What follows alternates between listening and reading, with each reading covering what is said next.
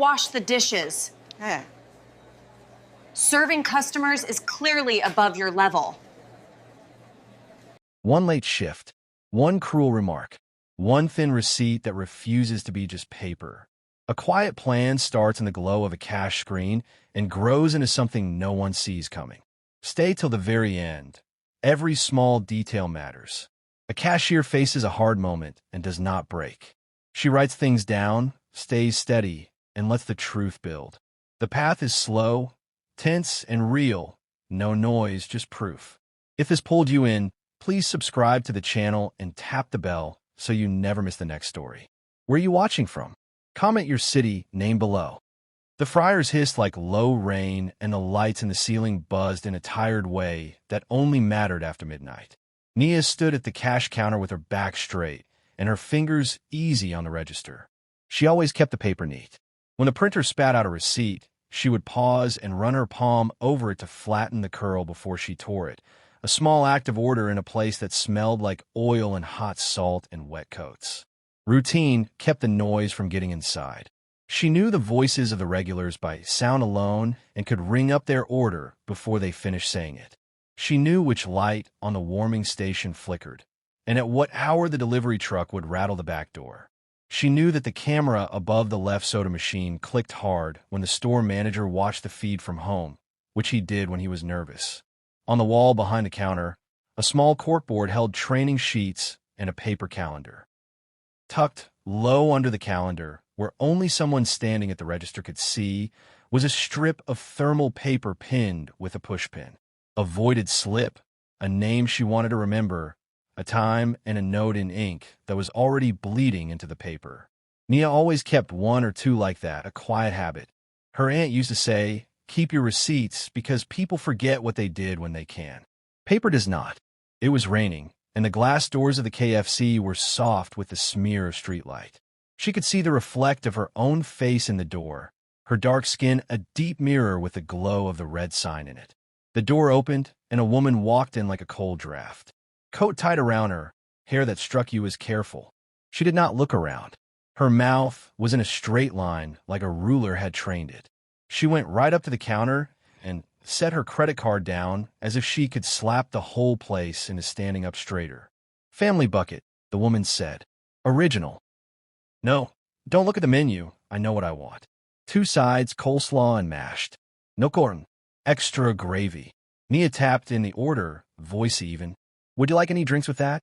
The woman's eyes went to Nia's hands and then up to her face and then back down again, as if checking if she saw what she saw. She leaned in a little. Her voice lowered. "I want you wearing fresh gloves to handle my food. I don't want anything getting on it." Her pause was pointed, like a finger that did not touch but still pushed. "We always wear gloves," Nia said, and changed them anyway, catching the snap of the plastic loud in the air. She turned away to reach for the bucket, letting the woman talk if she wanted. She had learned that talking sometimes emptied a person faster than answering did. "You know what I mean?" the woman said. "Some of you don't care. I've seen people with skin like yours leave prints on everything. Stains. It's not clean. It's not right to put that in a family meal." Behind Nia, the fryers hummed. The register screen glowed on her face. She could feel her co-worker, Yemi, go still by the biscuit oven. Even back by the sink, she knew the kid named Gabe had paused, mid-scrub, the water running too long on the pans. Nia heard herself say the line she'd used 100 times. "We take food safety very serious here, ma'am." The woman smiled without softness. "Do you? Do you?" She tapped her card with one nail. The nail was pale, like a pearl. "Because where I work, we have standards. We don't let anyone drag dark stuff onto our product. It lowers the quality." She lifted her eyes and did a slow look at Nia's face. "You don't have bleach at home? Honey, filter that tone a little. Think about your job. You are at the front." Nia saw a small scar near the woman's ear, a thin white line that a pair of earrings almost hid. She noticed the callus on her finger where the pen lay, the habit of someone who signed papers in a rush. She noticed the small tag on her keychain when she slid the credit card holder closer. A brass tag stamped with the word March. "Your name for the order?" Nia asked. "Evelyn," the woman said. "Evelyn March." Nia typed it in and kept her face quiet. The card ran, and the printer kicked out its thin paper. Nia smoothed it, tore it, and turned to hand it to the woman. The woman did not take it. "You can keep it," she said. "I don't want to touch what you touched." The receipt lay on the counter in a little curl. The woman picked up the tray, eyes never leaving Nia's, and said too sweetly, "Smile more. You be less heavy in the room." She slid away, heels making careful sounds on the floor. At the soda fountain, she scolded a boy who took a napkin too many. She left a ring of cola on the clean counter and did not wipe it.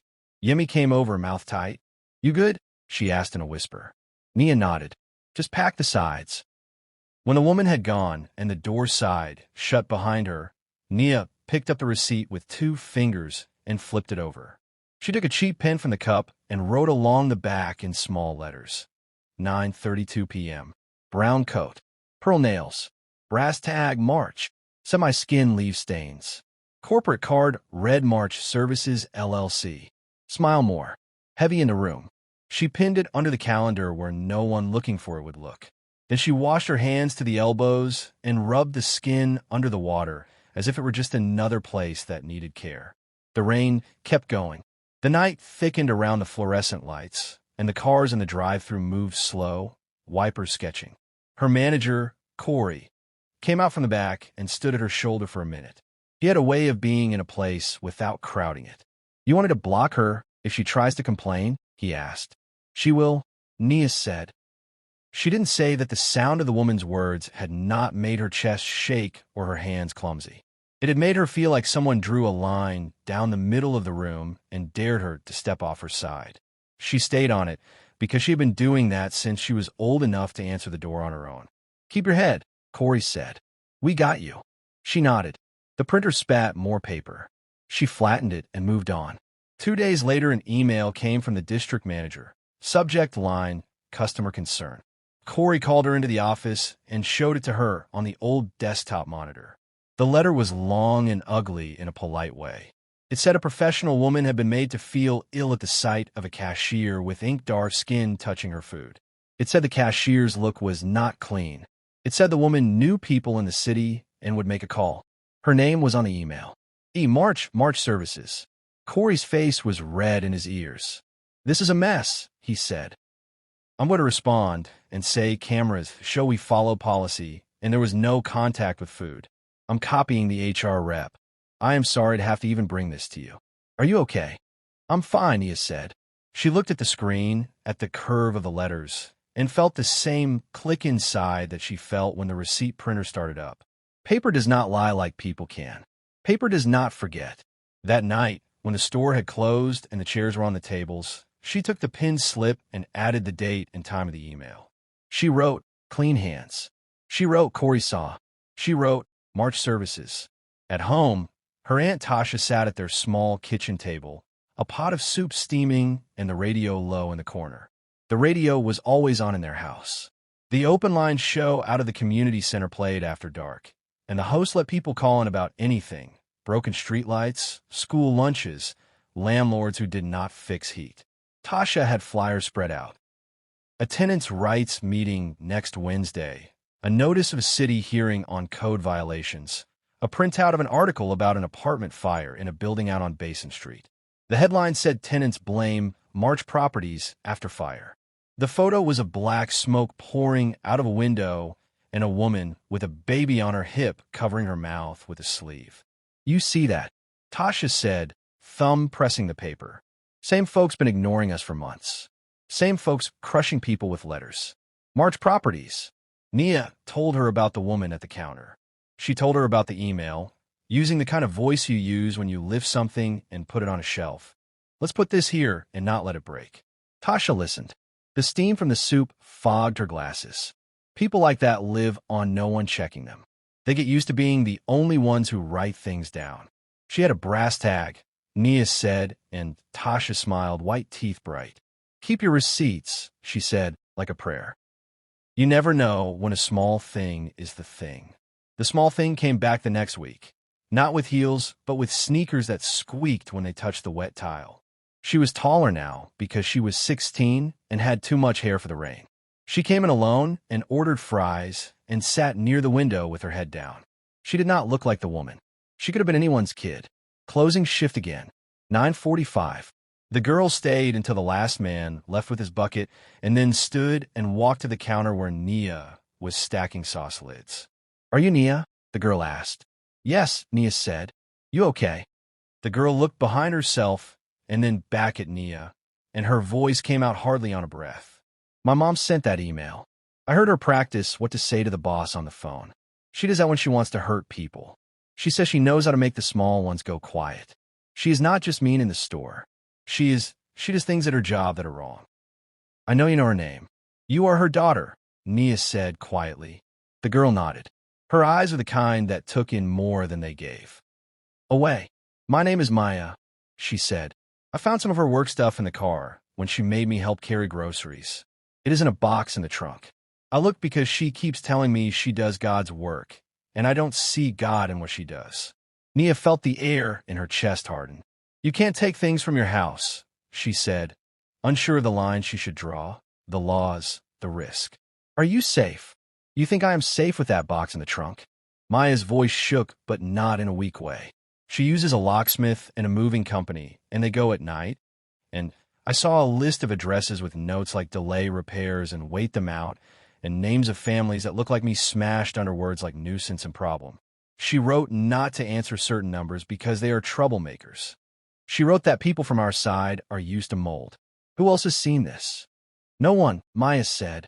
"I shouldn't even be talking to you. But I watched her in here that night when she talked about your skin. She went to the car after and laughed to someone on the phone and said I taught her how to say it without saying it. I can't sleep. Please tell me where to put this." Nia kept her voice steady. "Tomorrow night, Church Hall on Jasper Street, 7. The tenants' meeting. Bring what you can, but don't get yourself caught. Walk with someone if you can." "I don't have someone," Maya said. It broke Nia a little how matter-of-fact that was. "I will wait outside at 10 to 7, Nia said. "On the steps. If you don't come, I won't look for you. But I will be there." Maya nodded and slipped out into the wet. Nia stood in the kitchen the next evening with her aunt's hands on her shoulders, pressing warmth into her muscle. "No one's a hero tonight," Tasha said. "If she comes, we hand the papers to the legal clinic. Not to a reporter, not to Facebook, not to a neighbor group. We do it right. We do it slow. That is how you make it stick." "Paper," Nia said. "Paper," Tasha said back. They were on the steps by the church when the silver SUV pulled in up the block and went past without stopping. Nia's stomach fell and then rose again when Maya came out of the shadows on foot, hood up, eyes flat with purpose, carrying a plain manila folder under her sweatshirt. She handed it to Nia. It was warm from her body. Inside were copies of emails, lists, printed texts, instructions to staff that said things like choose targets that will not call lawyers, and if there is mildew, bleach it for pictures, do not repair. A typewritten list of street addresses with blue pen notes, dates of lock changes, and the hour the moving trucks would come. A printout of a form letter beginning Dear Tenant, with a line scribbled on top for brown units, wait for winter. They're easier to move. It was all ugly in a way that looked official. It was all the sort of thing people believed only if they saw it. At the front of the stack, there was a receipt, the same kind of thermal paper Nia had been pressing flat for months, but from a bank. 4 ATM withdrawals at 3 different corners late at night, all near buildings on the list. Nia read the timestamps. She felt the printer inside her head start to spit paper. The night in the store. The email. The brass tag. She could link it now. The ugly thing had found its own tape. Nia and Tasha walked it into the hall where the legal clinic volunteer sat at a folding table. Ms. Palma lifted an eyebrow, and then her whole face changed when she saw the words. She stood and called a man in a city jacket who had been sipping coffee against the wall. He came over slow, and then faster, and then he left with his phone to his ear. By the time the meeting started, the room was full. People stood along the wall like the night before a storm. The host spoke about mold and rent and heat. He spoke about a fire. A woman with a baby on her hip cried as she spoke of coughing and being told to open a window in winter. When it came time for the news about the file, Ms. Palma did not say where it came from. She held up the folder and said, "There is paper. We will move." The next afternoon, The news did move. A reporter from the city paper called the store and asked for Nia by name. Corey put him on speaker in the back office and sat with his foot jiggling under the chair. The reporter's voice was careful. "We are writing about March properties. I understand you had a customer complaint. I would like to talk to you about that on background." "On what?" Corey asked. "It means we don't name you," the reporter said. "It gives color without exposure. Is that okay?" Nia said yes and told him only what she would tell a judge. The words said the name on the car at the time. She did not tell him about Maya. She did not at first tell him about the folder because that was for the attorney. But he already had it. He said the city had it. He said an inspector had been to the March office that morning and left with a bag of documents. "It helps to put a face on the paper," he said. "People think this is numbers. We need to show the human side." "The human side is a heater that breathes," Nia said, and the reporter said, "That is a line," but she was not trying to make lines. She was trying not to make noise. The story went up that night, and the next morning there were men with cameras on the sidewalk outside the building on Basin Street. There were photos of people carrying boxes downstairs with winter coats on and faces pinched. There were words like pattern and discrimination and code enforcement. There was a quote from the city inspector who said, "Our office will not look away." There was a note at the bottom that said, "March Properties denies all allegations." Nia read it between the first orders and the second, her phone propped on a napkin holder. She did not let the story live on her face. She sold extra gravy, counted change, smiled when old men told her stories about the army and their bad knees. She kept the line moving. It was slow in the afternoon when the silver SUV pulled into a space and the woman's shoes sounded on the tile again. She came alone this time, without the sharp smile. Her face had a way of always looking like a photo, flat and lit. Today it looked too bright. She went right to the counter and leaned in. "You," she said. "Welcome to KFC," Nia said. "Don't do that," the woman said. "Don't pour syrup on a blade." Nia said nothing. She could feel the watchful shape of Yemi near the lemonade machine. She could feel Corey in the office, finger on the camera feed. She could feel her own breath, even. "You gave my child ideas," the woman said. "You think you're clean in this? You think you stand behind that little register glass and you're safe? You don't even know what you started." She wanted to say that Maya had gotten herself there and had held the door open alone. She wanted to say she had only told her the time and place where someone would know what to do with the file. But the woman had the kind of anger that ate words and came back for more. "You cannot imagine what will happen when my lawyer calls yours," the woman said. "Oh, right. Do you even have one? You will cry in 3 weeks when the story is old and I am still here. I will call your boss's boss, and he will." Corey came out then, quiet. He moved to stand next to Nia and didn't cross his arms or lean. He just stood there like one more solid thing in a room full of moving parts. "If you have an issue with our store," he said, "send it through the proper channel. We respond to everything. This is not the moment or the place." The woman turned her eyes from him to Nia and back, as if the distance between them was a road she wanted to drive over and over until it was a rut.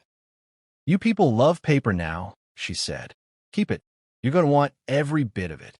She left without ordering. She sat in her car outside and did not start it. She stared at the glass. People in line kept glancing at the SUV and then away, like they were trying not to be part of the scene. That night, Nia did not go home the same way. She took the long block and looked in her side windows at the spaces between cars. She told herself she was not scared. She was careful. A car rolled slowly past her building. She went to the window when she got upstairs and stood in the dark with the street under her like a small field. The silver SUV went around once and then again and then did not come back. "Don't give it your night," Tasha told her, rubbing her back with a hand that had known too much work. "We already gave them enough day." The hearing at City Hall was a week later. The landlord inspection board sat behind a long table and tried to look like people. A stack of files sat next to their cups of water. A tape recorder rolled with a little red eye. Miss Palma was there. The reporter was there with a notebook and not a camera.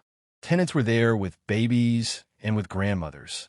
Tasha was there with a shirt that said in plain block letters, "Pay what you owe, fix what you broke." March Properties had sent 2 men in suits, and the woman in the white blouse. She looked like she had decided that if she dressed like a clean page, she could be one. When they called the case number, the room felt like a hell breath. The inspector read from the file: 15 units without heat, 7 with visible mold, 5 where fire alarms did not work. He read from emails. He read the lines about brown units and winter.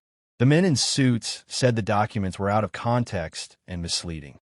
The woman said she had not written those words. Her voice was calm.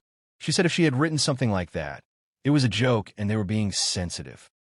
She said she could not control who came into her office and used her printer. She said in a voice she had used in kitchens and waiting rooms, "Is someone's word against mine now policy?" The inspector lifted a plastic bag with a stack of papers inside. "Your assistant turned over this binder," he said. The woman blinked, and for the first time her mouth moved in a way that was not a straight line. A young woman also signed a statement. "She is a minor.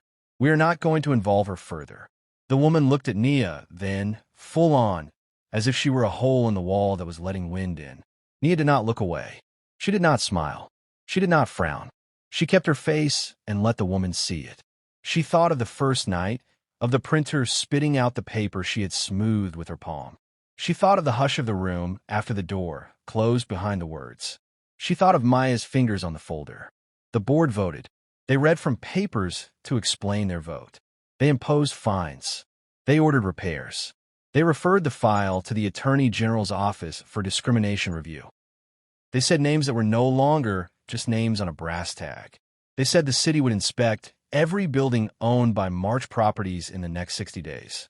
The men in suits whispered. The woman stood with her hands on the back of a chair and looked like she might press her fingers through the wood. Outside in the hallway, the reporter leaned toward Nia and asked for a line. She shook her head. She had no line. She had a quiet in her that felt better than talking. At the top of the stairs, Maya was sitting with her feet on the step below and her chin on her knees. She wore a sweatshirt with a tear on the sleeve that she kept picking at. She had her hair up in a scarf. She looked up at Nia like someone who had just crossed a street and was checking whether a car was still coming. "It will not be fast," Nia said. But this was a start. Maya nodded. She looked down the hall toward the white blouse. "You don't hate her like I do," she said.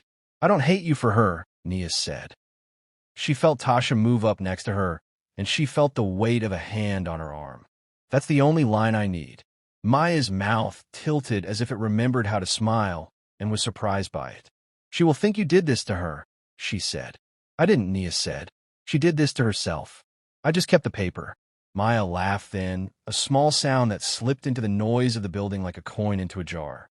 After the hearing, a man from the city's communications office asked Nia if she would be willing to record a short voiceover for a public service clip about tenants' rights. He had heard her speak in the meeting when she told them about the heater that breathes. He said her voice had the kind of calm that made people listen. They recorded it in a room that used to be a courtroom and now held a camera on a tripod.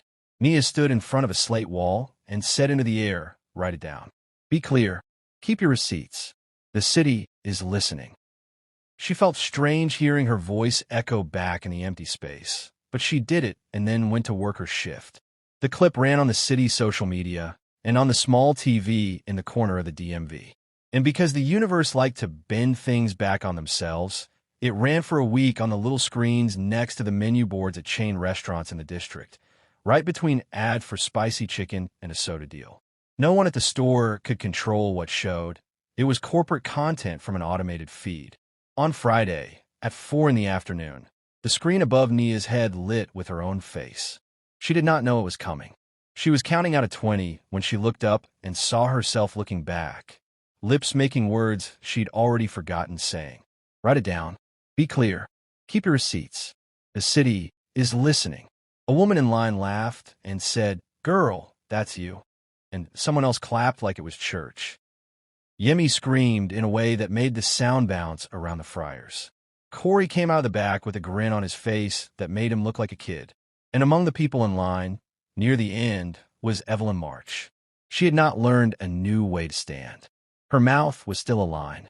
Her hair was still careful. She watched the screen, and then she watched Nia. The space between them was a long, thin street.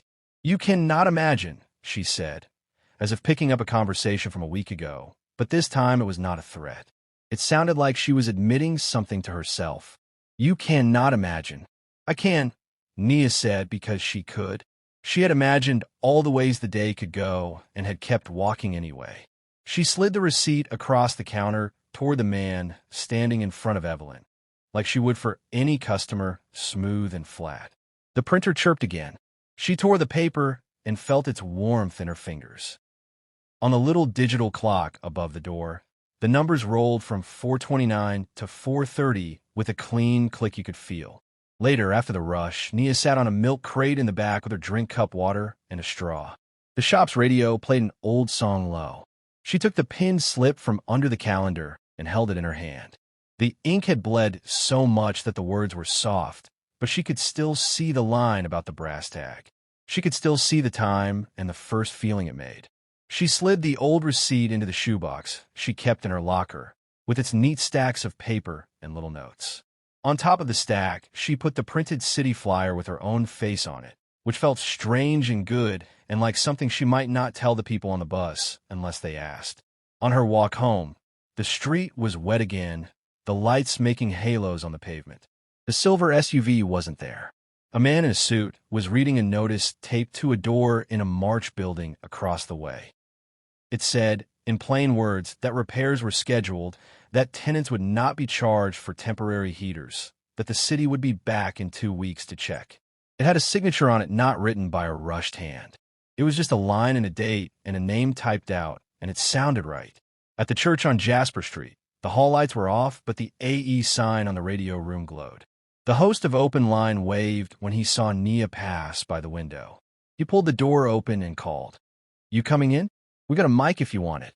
She smiled and shook her head and pointed at her chest, and then the street, the small sign language of a person who had been talking enough for a while and wanted the quiet air. In their kitchen, Tasha had already set their 2 bowls on the table and put the radio on the shelf, so the voice of someone angry about a school bus route bounced with the sound of spoons and the clink of glass.